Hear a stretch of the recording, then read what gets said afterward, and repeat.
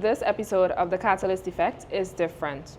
We pause everything to acknowledge the grief we are all feeling, the pain we can't ignore, and the weight of a tragedy that has shaken the nation. Adriana was only 11 years old. Her life was taken, and the way this is being handled has left many of us confused, angry, and broken. But beyond the headlines and the protests and the deeper issues, how do we even begin to process this? How do we hold space for her family, for ourselves, and for a nation in mourning? Today I'm joined by a counseling psychologist and trauma and crisis specialist, Mr. Dexter Bellotte of the Counseling Clinic Trinidad and Tobago, to help us sit in this moment, to understand how grief shows up and what it does to us emotionally, and how we can begin to heal. This is for the parents, the children watching, and every person carrying silent pain. Adriana, we say your name with love, with purpose, and with deep responsibility. You mattered, you still matter, and this conversation is for you. I would also need to say thank you to the sponsors who made this special episode possible. Adam Lord Cinematography, the Rehab Center, and Affordable Imports Trinidad. Thank you so much for joining us. This is not a happy occasion, but a real one that we need to address as a nation. There's so much happening in Guyana right now. So much happening, and the world is with us, actually, the region. Everybody has been paying attention. It has gotten the attention of everyone. And just sitting with it, I wondered, is anybody helping us to process this as yet? Because there's a lot of emotions in the air, a lot of raw, deep, unprocessed emotions, and the case is unfolding in public view. As a person who likes privacy, I would shudder to just even imagine what Adriana's parents are going through right now. Her death, it triggered national responses. There's so many speculations, there's opinions, conspiracy theories. How does this level of attention on such a tender case, how can her parents even begin to process all of this? Yeah, so, thank you for having me under these circumstances. And, condolences to the family, condolences to Adriana's family, condolences to the nation, as it is a national, it's before the nation, and it's in the open media.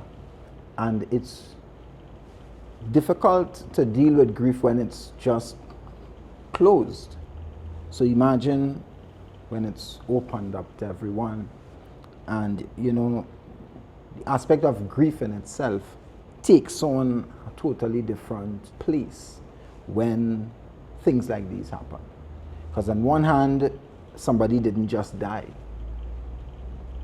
And the person, you hear a lot of persons often say, as parents, as a parent myself, I would prefer that my children bury me than me burying my children. Yeah. So that's never a good thing, to have to face that. And so as we process grief, persons may be wondering, okay, so what is grief? How do I deal with this? What happens when somebody dies? I mean, I have lost persons before in the past. We came through a period of COVID where persons were dying left, right, and center, and across the world. And so what happens when we lose somebody we love? The first stage of grief is denial. And so when somebody dies, you would hear a person say, "No, that is not true. You're lying, that's not true. No, that's not true. No, that is not him." Some persons go as far as to go to identify a body. And when they see the body, they say, "No, that is not him." You say, "Well, let me show you some identifying marks." And they look in and they see the identifying marks, and they still say, no, that's not. And so the first stage is denial. So we deny that this person actually gone, because we now trying to process, and that's a very important word for this evening. We're trying to process grief. But the second stage of the grieving process is anger. And so when I looked at what was taking place and unfolding before my eyes and the media, I said, wow, the second stage of grief in real time. A community grieving. And I thought to myself, do we even know that we're experiencing grief? Does the authorities, does the powers that be, does the community leaders, does the people who are behaving like that understand that they are actually, or they may actually, let me be clinically correct, they may actually be in the second stage of grief, which is anger. What do we see unfolding? We see anger in many forms, in many fashions, in many ways. And the third stage is bargaining. Why did this happen? Could I have done something differently? What could I have done to prevent this? What should we have done? What are we not doing? What should we have been doing all the time? These are some of the things that starts coming up as persons start or attempt to process what has happened. And then the fourth stage is depression. And now, this is what creates the issue. Because one death, this particular issue may not be the reason why some person's reacting, but it may be a trigger for an experience they had before. That may have been similar in some cases, or it may have just been the loss of a loved one. And so what I'm doing here is we're starting to unpack possibilities that leads to one place. It leads to the word help. How do we address things? How do we help? How do we put things in place to prevent? How do we be proactive to not only deal with what the issue is at hand now, but also how do we address things in a proactive way to prevent as well? So the fifth stage is acceptance. And I guess during our conversation we could go in a little bit more on it. But how do we reach that place where we were once in denial, but now we accept? And what has to happen for us to come to the place of saying, that I accept it? This is very tricky. I feel the nation from watching, because I was up the night when she was missing, watching the lives, watching it unfold. And I was worried. I was wondering what was going on. It was on way too many persons' feet to just be a normal thing, you know? Yeah. Mm-hmm. It had my attention. And I felt like as a nation, everyone jumped straight to anger. There was no time to deny because the father stood out there. Mm-hmm. And I feel if you didn't feel his frustration, something's probably wrong with you as a human because he could feel that his daughter was there. Mm-hmm. He was sharing that frustration with everybody. He stood his ground. He refused to move. And that moved a lot of people to pay attention. Yeah. So I feel that there was no time to deny that something was wrong. It just everybody jumped straight into anger along with this family. Yeah.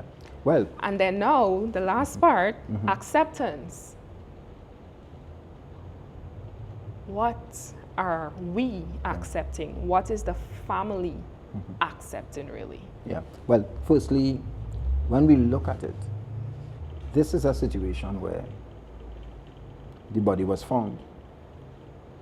And so, in the midst of the high pace of what was taking place at the point in time, finding the body took away denial to some extent. Yeah. So now I can't deny that she isn't gone, there she is. So automatically, for many persons, like a switch, the second stage came in. Now, I mean, I'm saying it like this, but the stages of grief could happen. It doesn't necessarily have to happen in any particular order. But I'm laying it like this so we could start gaining an understanding of what are some of the things that is likely to happen during this processing of grief, and especially for the family. Yeah. In the midst of all the media coverage and all these things, you still have to lie down at night and process this. And there are things that comes with that. There are behaviors, there are things that happens when nobody else is there, when all the cameras are gone, when all the radio programs and all the light is off, and now you're home in the night, Yeah. and you have to put up with the silence. You have to look at places where she once sat and the memories of it. And so while we processing the stages, grief takes a while sometimes. I mean, some persons lost loved ones and they bounce back quite fine. But there is no timeline on grieving, which is something that many persons tend to not want to hear. You hear persons say things like, "It happened so long ago. It's time for you to get over that. You can't get over that yet. Look how long your father passed away. Look how long your mother passed away. Look how long, look how long." But there is no time stamp on grief, especially if you never dealt with it. Because if I got a thorn in my hand and I never removed the thorn, it's still there. And now we're not only talking about grief, but we're talking about a traumatic experience. We're talking about something that occurred that is vastly different from the norm. Yeah. And because of the traumatic experience, no matter what the outcome is, it is a traumatic experience. And persons would process trauma differently. One person may experience trauma and be quite fine. For another person, it may take them years to get over it if they get the right type of assistance. And so these are some of the things that I'm saying here as we begin to process. It's much more than an investigation. It's much more than finding out what took place. It's much more than just accepting the debt. How do we bounce back from this and put systems in place, not just from one angle, but for me, my skill is mental health. How do we be mentally proactive so persons could deal with this and also bounce back from things like these? What are the systems we have in place, for example, to deal with some of these things? God forbid it happens again. Then what? Well, I hope this doesn't happen to anybody, especially not her parents again, because two young, trying persons just lost a child, unexplained circumstances. Nobody knows what they're really facing when those doors are closed, when they're off of social media. And her grandmother as well, who was the one who took her out to celebrate. I can't seem to even think about what she must be feeling in terms of blaming herself for, what this situation could have been. She's probably saying we shouldn't have gone, right? Yeah. We shouldn't have gone. But more so, I think one of the things I probably want to ask you very early on is, are you open to providing services, counseling services to this family? Because they're going through it raw right now. Yeah. This is going to take a lot of time. This is a special situation, and I don't imagine that they'll process it healthily without lots of support and the right kind of support as well. Most definitely, when we talk about as a trauma and crisis specialist, it points to why this level of intervention is needed. Because it's one thing to just get counseling, and it's another thing that persons may require specialist intervention, trauma and crisis intervention, to deal with the fallouts of this, to prevent things like post-traumatic stress disorder, for example. And yes, the counseling clinic, we are willing to offer a level of counseling intervention for the family of Adriana.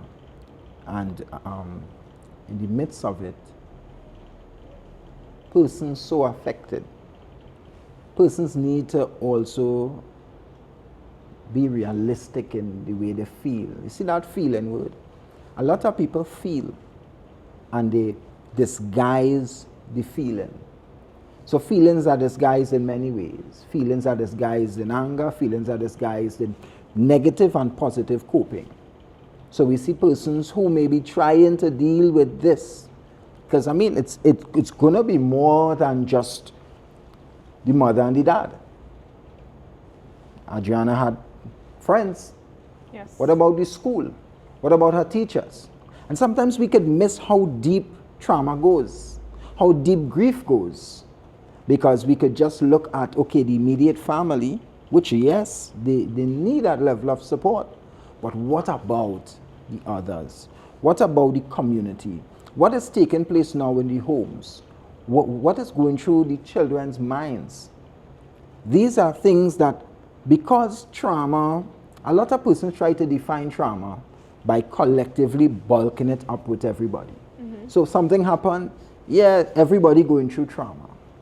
Everybody traumatized, which may be true to some extent, but trauma affects every person differently.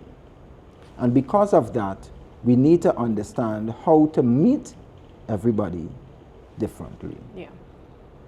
And one of the things that that speaks to is the importance of offering the level of intervention to diffuse. For example, when things happen, when critical incidents happen, there's supposed to be a critical incident stress debriefing. That should include, that should be directed to the classroom, her classmates, her family, even the teachers, even the community to some extent, because we saw what happened. I was looking and I saw a whole building on fire. And I was like, wow, what is going on? And then when I start catching up with the story, I said, wow, I saw grieving, I saw hurt, I saw trauma, and I saw the psychological fallouts of it in real time. And I'm saying, how do we fix this? How can we fix this? How could we diffuse this? How could we nip this in the bud from a mental place? My specialty is mental health. So I'm thinking, I'm not a police, I'm not a lawyer, I'm not a pathologist, a doctor, but from a mental health perspective, how could we nip this in the bud? What's going on here? And how do we deal with these feelings so that we could have persons moving on from here? And that's a concern of mine. How do we move on from here? Because there may be persons who what we call vicarious trauma. All I do is watch the story. I wasn't there. I didn't experience it myself. But the story being repeated over and over again in similar fashion has the potential to make somebody become or experience symptoms of vicarious trauma, which means that it's a sort of bystander trauma. I'm just looking in and now I'm traumatized. A good example is a lot of persons don't watch news. In Trinidad here, a lot of persons don't watch news. And they ask, why you don't watch news? Too much killing, too much crime. And when you go deeper and you start to ask questions related to the root, like, how do you feel when you're watching news? Some persons say, I just feel like my chest, like my heart increased, I just feel like my chest want to burst. I just got problems breathing. And you see persons starting to show forth symptoms and signs of anxiety, even depression, and things like that. So these are some of the things that I think is so healthy for us to have the conversation. Do I have all the answers? No. Do I know everything? No, certainly not. But we have in a conversation that we could probably start something, because clearly we need to have proactive things in place psychologically.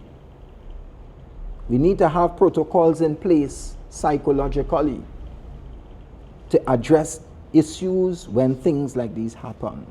Not just in Guyana, across the region. I mean, that's why we're having this conversation, because so much is happening. I wondered how this family is dealing with such public exposure of such a tender moment, and such a gruesome moment at the same time. And I myself, if you take to my social media, my Facebook right now, you'll see I have been very vocal about this, very vocal. I've been speaking out, and it has gotten to the place where I couldn't operate on Friday, Saturday, Sunday. I felt I had obligations to sponsors, I had work to do, I had client work to deliver, I have my projects and stuff I need to do, and I felt guilty doing anything else but fighting for Adriana. Yeah. That's where I was. Even now, I haven't done a lot of my own work because I feel guilty posting about anything else right now. I feel like everybody's attention should be on this case. I feel like we should all be looking for answers and all of that. I am personally very angry. I'm furious.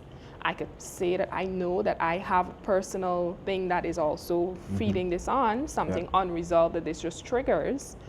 But the justice for such a innocent child, I don't believe. Like, honestly, nothing is funny. Yeah. Nothing is exciting. Nothing is amusing. I don't want to see anything else except answers, proactiveness in getting this done and getting this handled and giving the family some amount of closure or a direction to go in. That's personally where I've been. And then through all of that, I'm like, if all of these emotions are in just one person, imagine the rest of the nation right now who is fighting, who is saying this is unjust, we need answers, this feels like it was my child. You have big men who crying because of this situation. People might not have taken to social media to show their grief or their anger, but people in their own homes have felt this to their core. And I'm like, you know what? This is not just Adriana's parents only that need this kind of support. We as a nation need to process this, because this is amount of grief and anger that is crippling. It personally crippled me from doing my work. I didn't even want to leave the house. So I feel like this is necessary, because even as I'm sitting with you, maybe I'll be able to start processing some things that makes it okay for me to go back to work while still fighting for justice, because that's one side of things that we're fighting for, but without that guilt of feeling like I'm letting Adriana down by doing anything else. Yeah. Now, I often ask persons to look for the roots. I said earlier, when something happens, we often make a connection to something that happened to us that becomes somewhat of the fuel or the driving force behind why we do what we do, or why we are doing what we do, why we pick up a particular cause. And so it speaks to now due process. There is a process that has to follow, and that process would hopefully, I don't know, but I'm hoping that that process, whether it be the legal process, to kind of guide the outcome of this case with Adriana. But there is also a process that, and that's what I hear you say, or it seems that it's that you're saying, that this is an opportunity for persons to look internally as well and accept. Sometimes it starts with acceptance that, hey, I'm not okay. I'm not okay with this. I am so not I don't okay feel, with this. and then you could ask questions like, what happened? What happened in my own life? What happened when I heard the news? And then what is happening to me now?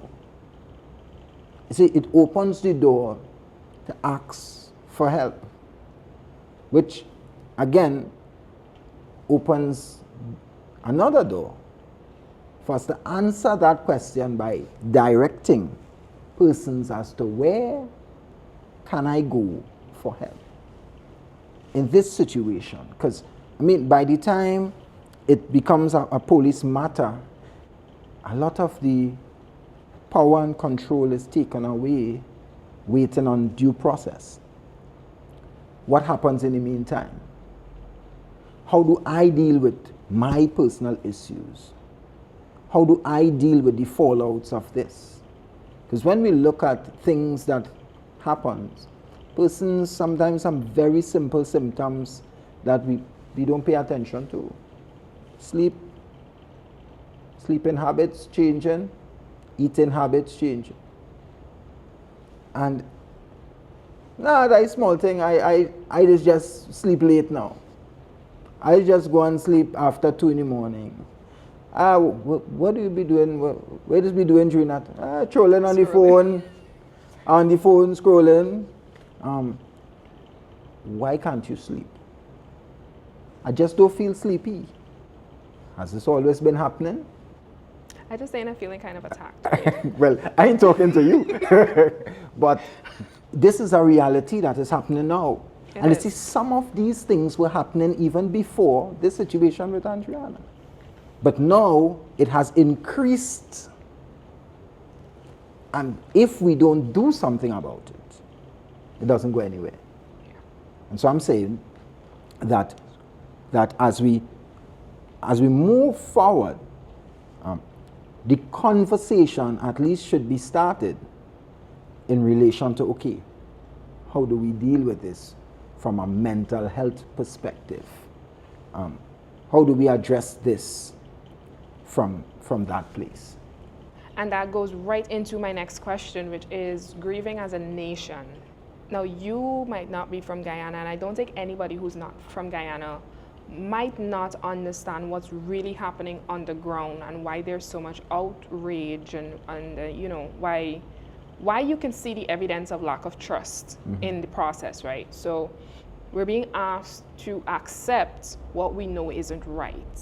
We as a nation, we feel helpless. It's almost like placards isn't gonna help this situation.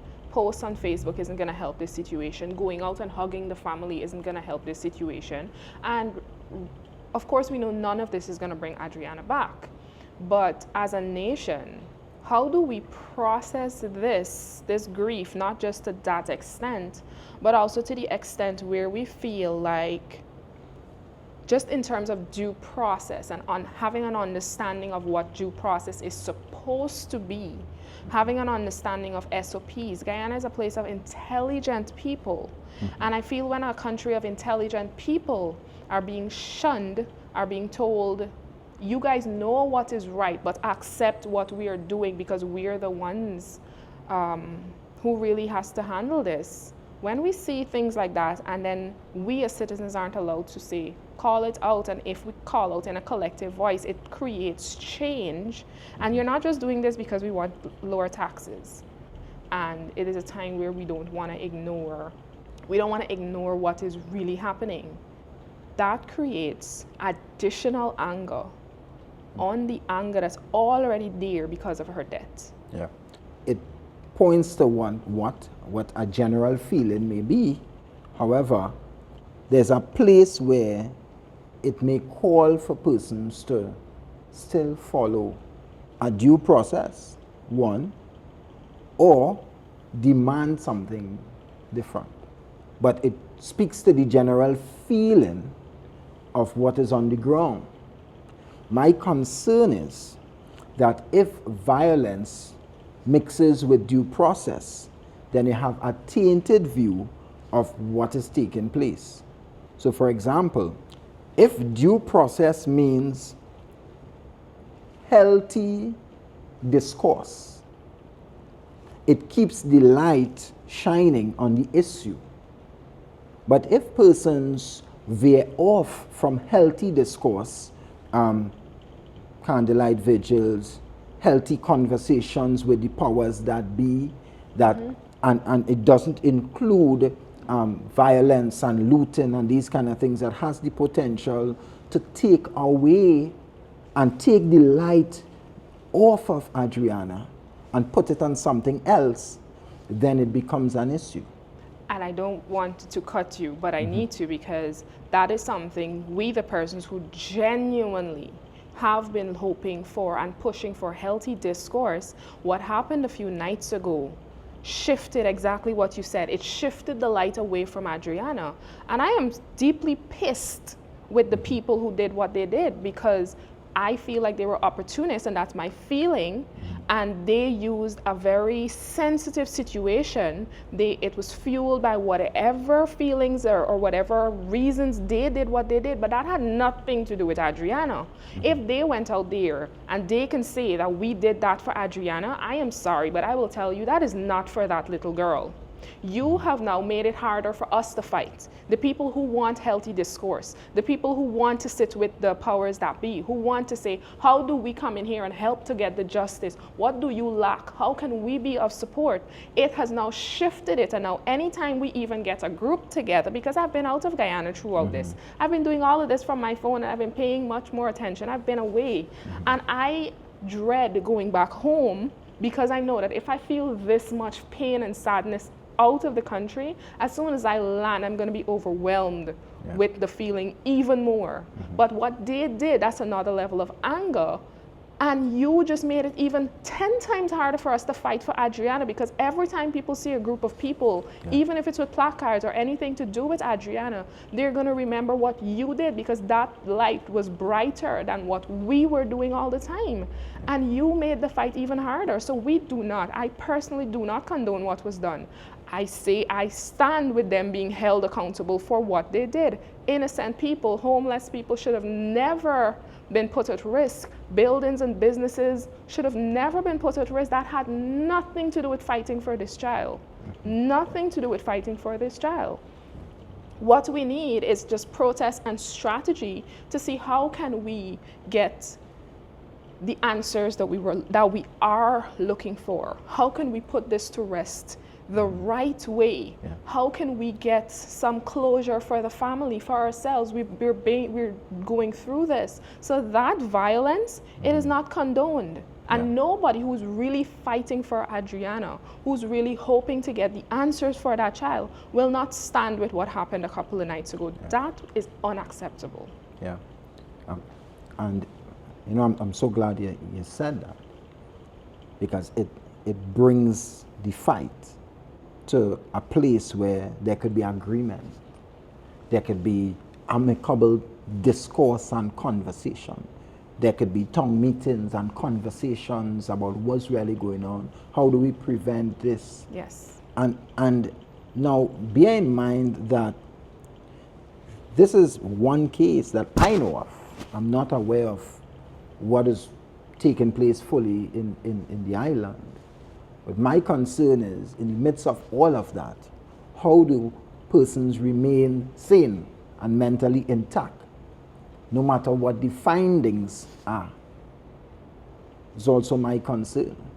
Because during the process, mentally, it's a strain. Yes. It's a strain on her family even now. I could only imagine what it's like. It's a strain. It may be a strain on her school, her classmates, her best friend. And I'm just saying that this is an opportunity for us to also pay attention to those persons, to get to them as well, and diffuse, or offer, at least offer. Even the powers that be, even the police and the frontline workers. I'm not sure how often there's a riotous situation in Guyana, but I can well imagine that work-related stress may be an issue as well. And so I'm just saying that in the midst of it, we may have all sorts of thoughts related to different players, but how do we put systems in place to cover everybody so that we have not just change, but we create lasting change? Correct. And that we have a win-win situation rather than somebody loses.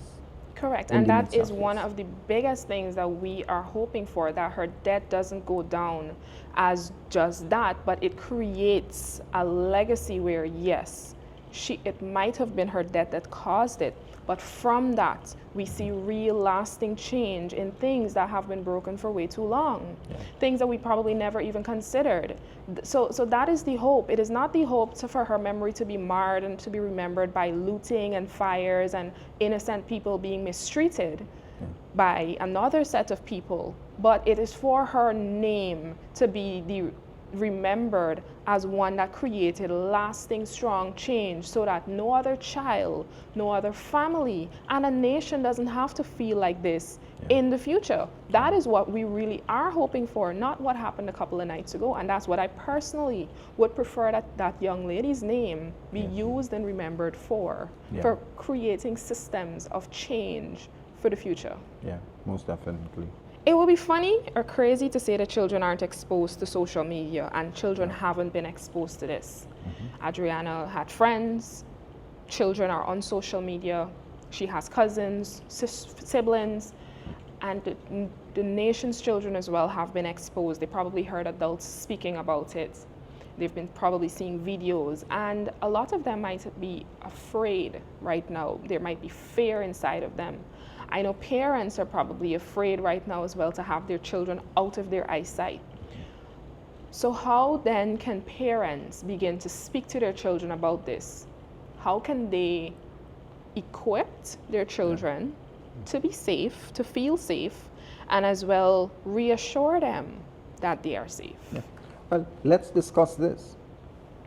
Sometimes the knee-jerk response when things happen is to not tell children exactly what happened. And sometimes persons are too graphic. So I like to encourage persons, listen, speak to your children about what happened, but in an age-appropriate way. Because too often, I would see persons in my office where they develop anxiety based on how the story was told to them, how the account came over to them. And so firstly, I would encourage persons, don't leave your children out of what happened. Don't leave them out of the story, because listen, long time children to now is different. Long ago probably in my era, you may not be as long time in my era, you may find a lot of parents may hold back, you know. If you didn't have information, you didn't know. Even if you don't tell them, a lot of children have already Googled, have looked at the videos on YouTube, have looked on Instagram and TikTok and saw different things, and also heard varying narratives of what is taking place. My sound advice is, my humble advice is, speak to your children at home. Help them to understand what took place in an age-appropriate way. Don't lie to them. Because when they find out the truth, they're going to call you a liar. But in an age-appropriate way, have the conversation with your children so that they could understand and update them. You know, this is what happened today. Ask the question, how you feel. Too often we give information and we don't know, so, you know, we just give it the information and we go on. But ask how you feel, what you think, and keep your children abreast of the situation. You see, if we fail to do that, sadly, somebody might tell your child what took place. And they may tell them in such a way.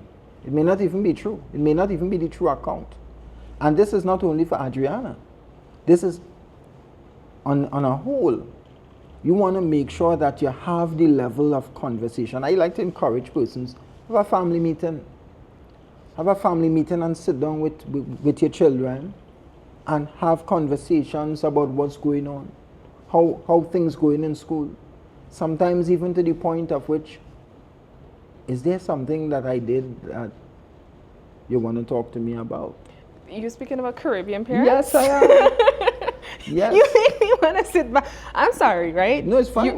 And I don't want to segue or stray from the point, but Caribbean parents have a do as you're told, you're a child, I'm the adult, I don't need to say anything to you, I don't need to explain myself mentality. Yeah. Some of the newer age parents might be open to it because they understand and they can process certain things, but let's be very honest about the majority of parents who have been, they are children of broken systems, broken homes, and they don't know how to have that conversation with children. They are still very commander-in-chief as a parent rather than, I don't want to transfer what happened to me to my child or children. So we speaking about Caribbean parents with, but say, the question to that ask the children. Is it working?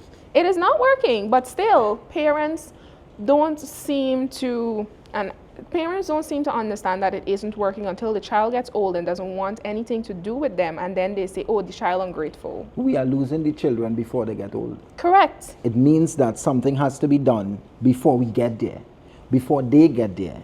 And it means that it's the opportunity to retrain in parenting for this new age. But we keep fighting a new war with old tricks that don't work. Licks don't work.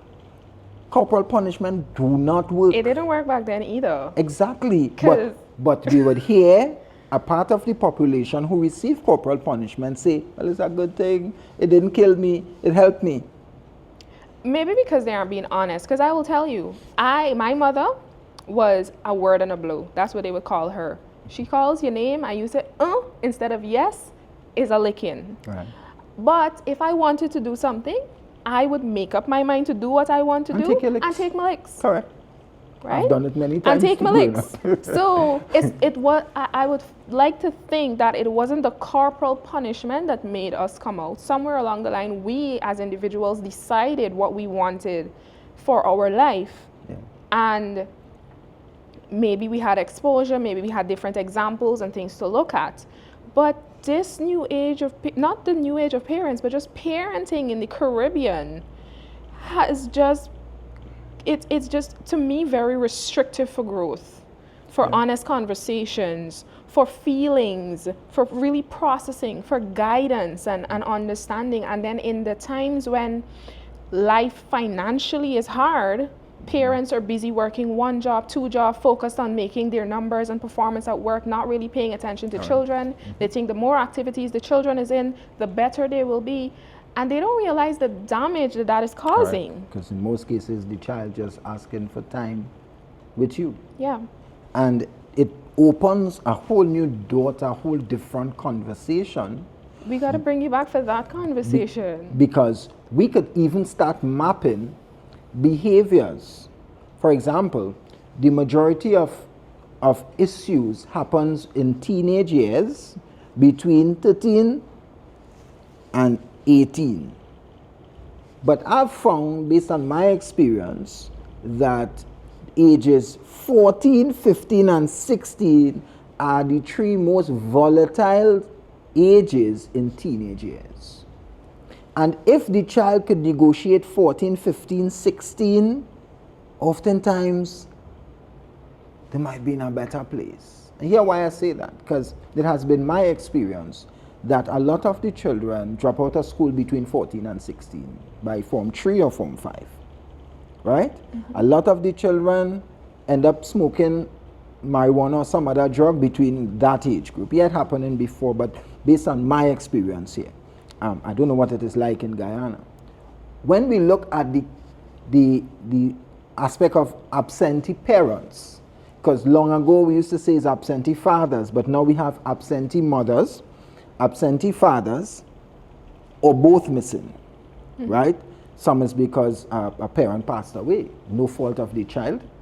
Some is because both parents passed away. Some parents are alive, but the child is living with a grandparent, and the parents are living in the country, which puts a whole spin on things that children are facing in this era. I think back then, in the older time, in our time maybe, we would have found that the information age wasn't open.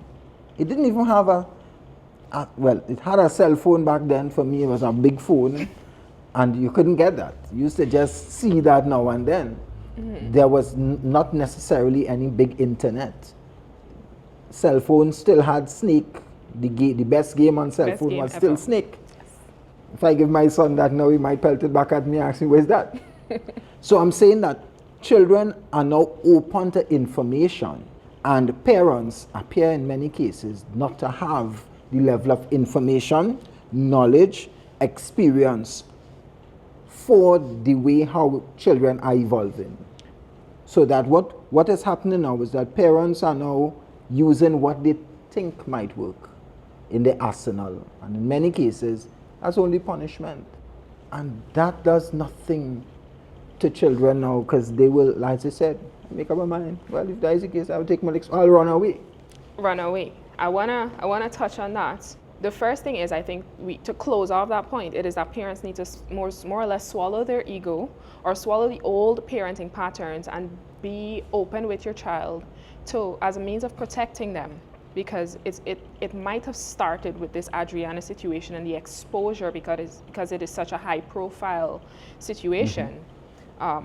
But you're right, you don't want somebody else to tell the child what happened. You don't want them to go in school and them and their friends are having these conversations and they form the wrong narratives. Right. And there are also lots of people giving their own theories and speculations and all these things, and you don't want the child's head to be full with that. Prefer it comes from the parent rather than a stranger. Correct. Now, on the part of running away, as a result of this situation, of course, every missing persons case, the 24 hours is basically going to be wiped. There's not going to be a 24 hours waiting period when a missing person case is reported. There's going to be action right away.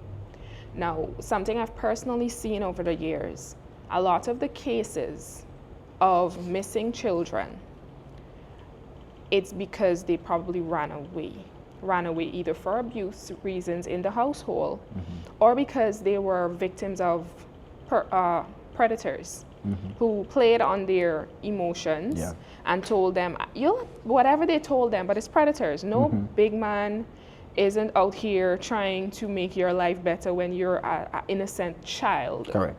Yeah. Right? So it's predators. Now, with this system, a missing persons report, one of the things I don't want to happen is where we end up in a cry wolf situation. Because the trend could start, you could see that when a child is missing, it's because of those. I've seen that before the 24 hours was waived, right? I don't want that trend to now be seen by a wider audience. And when a child goes missing, we brush it off because, oh, they probably run away because this or they run away because of that. And a child is genuinely in danger, and we don't go looking for them. Yeah, you know, so much things bottled up there. Oftentimes we look at the action. The running away is seen sometimes as a form of, as an action. The ability to be led away is also seen as an action sometimes. Because most of the times when a child allows somebody into the space to manipulate them in that way, something may be missing in that child. For example, if daddy is not home and somebody offers the opportunity to be like daddy, then I go to that because that's what I'm missing. In the adolescent years of a child is now developing in the stage of identity versus role confusion. In essence, they're looking to find out and answer the question, who am I? That stage, a child, if it's a boy, he looks to his dad to say, show me how to be a man. In the case of a girl, it's show me how a man is supposed to treat me. So when I look in my environment and I can't see that, and it's not home, I look outside. If home is toxic and I don't trust the person in the house, then I look outside. And so it becomes easier for somebody who is vulnerable to be lured away. And so what these persons do is they prey on that. They try to catch the persons who are vulnerable. Now, when the person who, quote unquote, run away, we must be careful that we don't just label the action, but we go back to the experience so that we could say, okay, what happened? How do you feel? How do you think? How do you feel that led you to the action? Because when somebody, like a child, runs away, running away is not the only thing. Some persons may say, and I hear it all the time, so we could talk about it. The smallie went to look for a man. Yeah. The smallie went to look, the thing is big man she running down and these kind of things. But when you start prying into the roots of the issue, you often find things that are deep-seated issues for them. Yes. That's why I said earlier on that trauma affects each person differently. And trauma doesn't always have to be something big. But how we internalize or deal with or address the child's perception of trauma is what causes us to either build trust or lose them. Because if I don't trust you in the environment as my parent, I don't want to be here. Yeah. Because when I go outside, the gangs are very okay with me. They don't have an issue with me. And in this place, and you notice I'm sticking in this age group, this adolescent age group, because this is where we're losing a lot of our children. In this age group, and it is probably a good thing we have in the conversation because it is a preventative measure to speak about this. Yes. Because if a young man, a young boy, a young girl looks in their environment and do not feel at peace at home, doesn't feel trust, doesn't feel loved, and doesn't have the knowledge to know and identify the perpetrator, we lose them. Or we run the risk of losing them. Or it becomes a potential loss to us. Yes. Because losing them is not always because they leave and gone. It's because their mindset now adjusts to not care, to not want to learn, to believe they don't need an education. And these are some of the things that we should be working towards diffusing. And it's simple. Well, maybe unfair for me to say it's simple. It begins from the place where we have to teach parents how to be parents in this modern day time. Yeah. But here's another thing. A lot of the parents, even if you give them a free course on parenting, many of them wouldn't come. That's the reality, because look at the PTA meetings. They don't show up. A lot of parents don't show up, and that has been ever since I was a child. That has happened in Guyana too? Yes. Wow, I thought it was only in Trinidad. No, the parents just, they don't show up. And worst off, if that child is what we call a troublemaker or a slow one in the class, or they have their own challenges, worst off, that parent is not coming to the meeting. That is actually the point when the parents need to show up the most for that child, but it's the time when they start abandoning because they've already decided you can be a waste of time anyway. Yeah. In fact, I've been to many PTA meetings. The persons who come to the PTA meetings are never the persons you really want to talk to. And sadly, that's the case. So, and this is when I talk about now modern day parenting requires modern day policy. So that my child is going to a school, there should be some level of mandate that I'm obligated as a parent to attend. Some person may say you're going to force parents to come to the PTA meeting. You're going to force them to take an active role in the child's life. I've found that when the child is either incarcerated or something like that, the parents come. The parents go to visit them. Is mama good son, isn't it? So, and this is what I'm saying. So then why not mandate our parents to stand up and step up and take control and become an active member in learning how to be a parent in this modern day time? I think that is a good policy to push for, because when they start showing up, there is a whole lot more prevention than cure, because a lot of the times you give up on the child.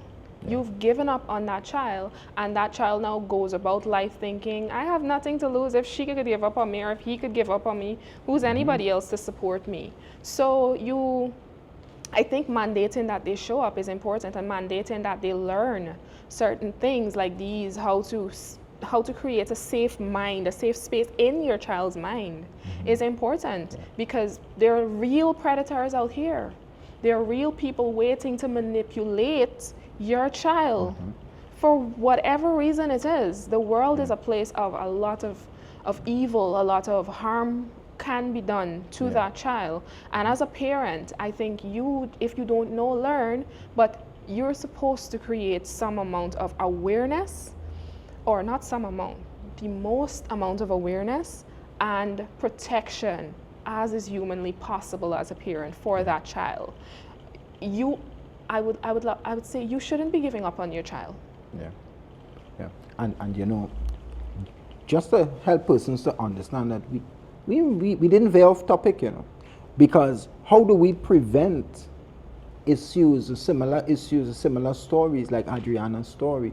It may not be a drowning, but we could prevent somebody from being lured away and losing their life. We could prevent a child from being manipulated by a perpetrator who has the worst of intents for them, by helping them to feel accepted.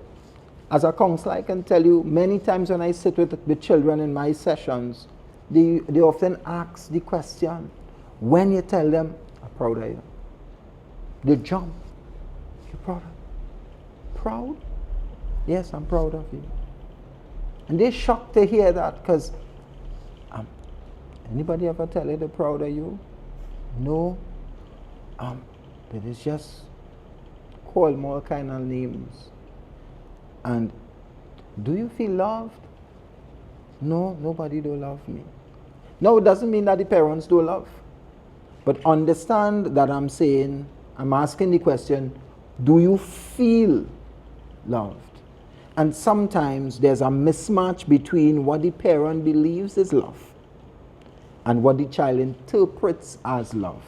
Yeah. And that is why these kind of programs are necessary, not just for the parent alone to be present, but a parent-child program. Some parents don't even hug the children because we just don't hug in this family. Yeah. That's just how we are. Mr. Bellotte, don't ask me to do that. We don't hug. We good enough. We real good, but we just don't hug. And some persons may say, yeah, that's okay, that's fine. But when you get to the child alone, and you ask them how you feel about not hugging your mom. Oh, well, she don't like it or he don't like it. Daddy don't like that. Mommy don't like that. But how do you feel? Do you want a hug? I wouldn't mind. I just want to hug them and just push them away. Now, I remember to some extent in the old parenting culture, many parents didn't hug. That wasn't something that they did. How do we change the culture?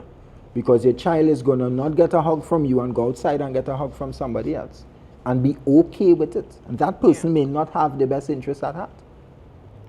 And that's why I'm saying that all I'm saying this evening is that we need to have the conversations. Yes, we definitely need the conversations, because with this, as I said at the beginning, that's my greatest fear, that the trend will show that it's just runaways and nobody's going to go looking for a child that will be genuinely in danger because they were led astray or something, and we don't want that. So how do we prevent the possibility of that happening? We need to teach our children, protect our children, make sure they're aware of what to look for, and they feel, like you said, they feel loved and appreciated, and we create an environment that they don't want to leave or nobody can pull them away from, because that's all provided at home.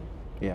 Right? Because when a child goes missing, I want everybody, boots on the ground, serious, looking for that child as quickly as possible to get them back home. Yeah, and this is where the community comes in. And you know, I looked at one of the videos from Guyana and I saw everybody, I saw unity. In the midst of all the chaos, yes. But I saw unity, and I said to myself, I said, if we could harness that unity to the point with which all eyes are on the ground. You know, well, I think it's a Caribbean thing where we could say the village used to raise a child long time. Used to.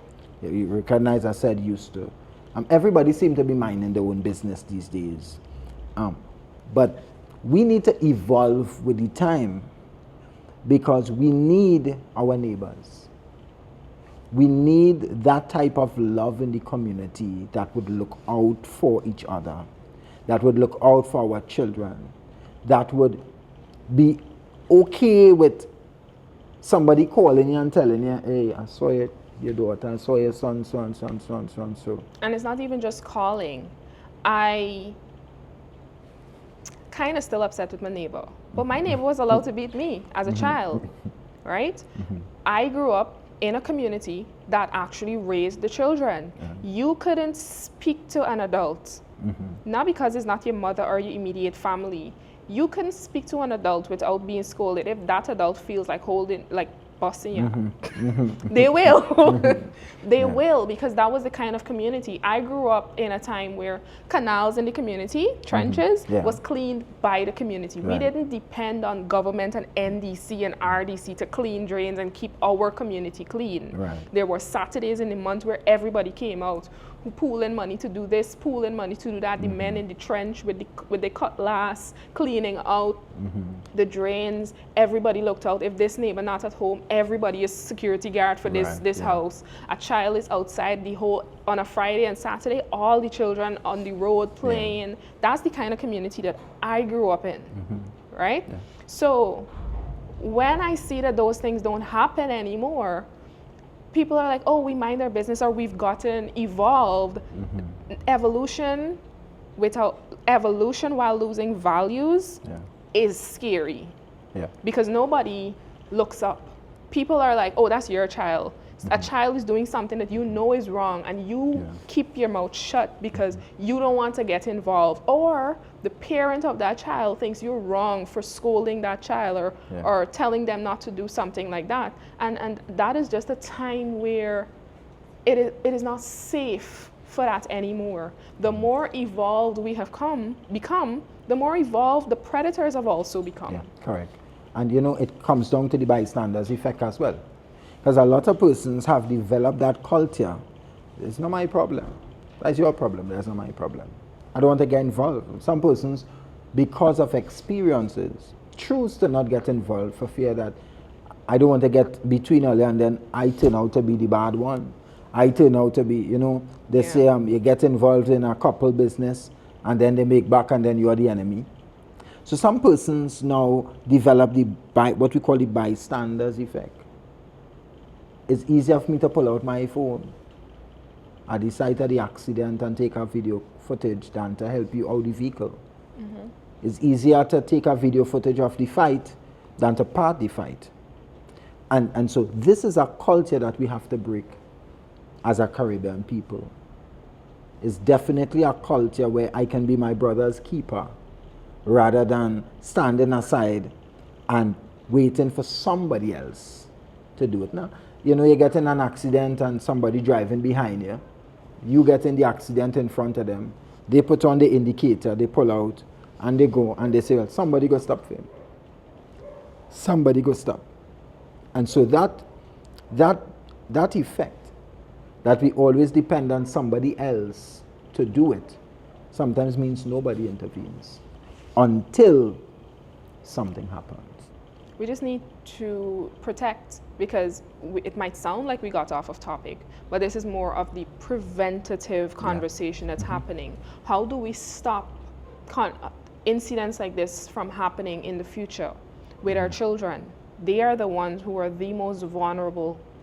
They are the ones who need the most protection. And as parents, you might not be the only ones, or sometimes because of your own demands, jobs and otherwise, you might not be there 24/7. That's where the community comes in. That's where, wherever you are, this is somebody's child, and I look out for them as a human. They don't have, I don't need to know that child to look out for that child.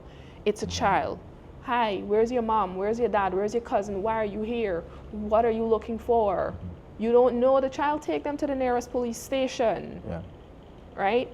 That kind of protection is what we need from the community. You know that John over there doesn't have a child or never been seen with a child, but John walking in with a child, call the police. Do something. Do something. Because John doesn't have a child. Why is he suddenly pulling up with a child? You've never seen John with a child or a cousin or a family member coming over. Right? This is where the community eyes becomes necessary. This is where we as humans, regardless of age, regardless of race, regardless of financial standing, look out for each other. Most definitely. Right now, everybody who really cares wants to support Adriana's family at this point. But it can be overwhelming. And as a person who's gone through having to deal with death when it's really, really close, I can tell you it's really overwhelming. I really would have preferred that nobody spoke to me at that time, to be very honest. So when people are reaching out to you at this point, you might seem rude at that point because they can't understand. And this is, I'd say, 10 times worse for that family. How else or how then can we show support during this tragedy that they're going through as a community, as a nation? Yeah. You know, I believe in God. I believe in Jesus Christ. Some persons may have different religious backgrounds, but prayer is very important for me, so I can speak for me. I think it's important for persons to pray. Pray for the family. Pray for them in this grieving time, the things that they're going through. Offer that level of prayers, not only individually, but corporately. At the same time, sometimes in grief, persons need space as well. And so, you know, as I said, everybody more or less want to help, everybody want to pour in, and it could almost be like a bombarding of calls, of all these things at once. It could be a little bit overwhelming. Yeah. So I want to encourage even Adriana's family to delegate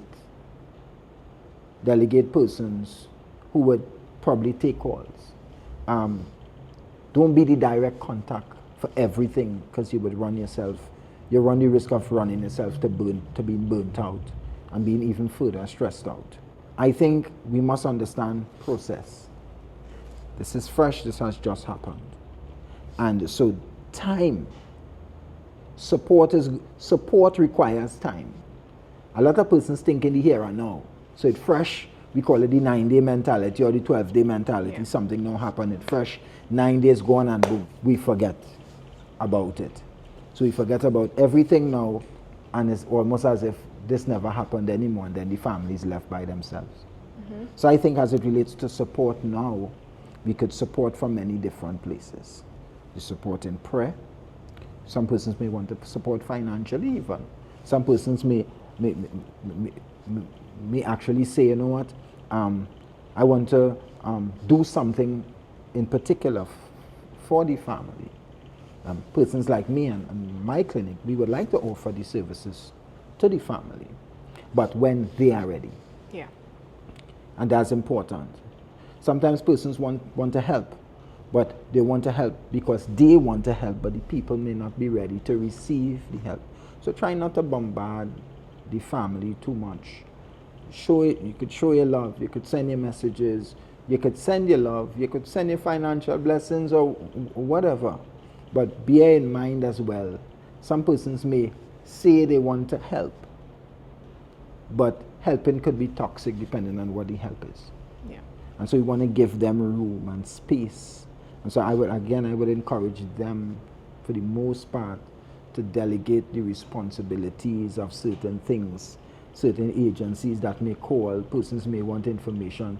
Don't just be the only person who taking all the calls all over the night, the phone ringing, and these type of things could add a lot of issues. Yes, and given the nature of this entire ordeal, they will be made, not may be made, but will be made to relive by way of statements and this newscast or this person and that person. So they're reliving that constantly, almost daily, because it's a national thing. It's something that's very deep. The investigation hasn't even kicked off as yet, and during that time they will have to give their statements, retell their stories. It's gonna be difficult for them. So as best as possible, the advice that you just gave is necessary, because they need to relieve themselves of as many responsibilities as possible so that they can deal with those real aspects that have to be dealt with. And we never know how long in reality this may take to come to some kind of closure.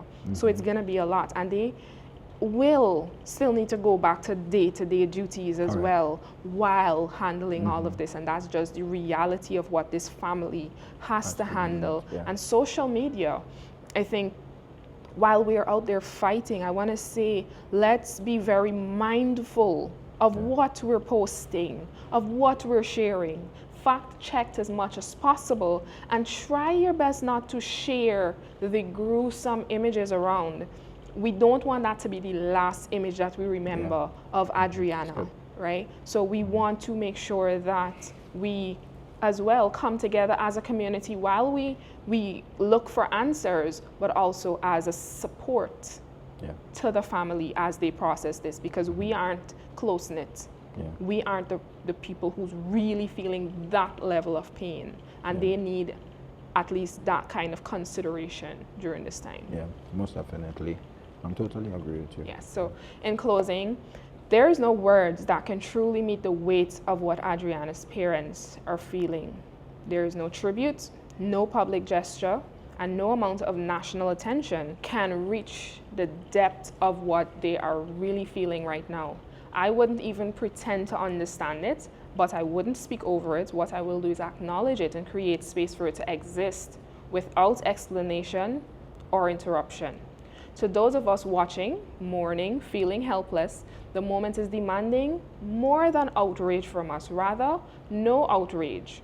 While we ask for truth, accountability, and we stop normalizing silence, we are strategically and in healthy ways hold the system accountable, and we ourselves to a higher standard.